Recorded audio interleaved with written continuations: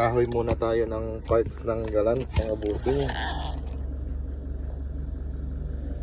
Punta muna tayo sa junk shop ng kaibigan ko. Hanap tayo ng parts ng Galant na pwede natin gamitin sa Galant na kukunin natin. Mamaya ulit. Ayan na bossing yung mga boss, yung ipa-parts out ng kaibigan ko na Galant. Kukuha tayo ng pyesa niyan. Nandito na yung mga kailangan natin. Nakuha ko na.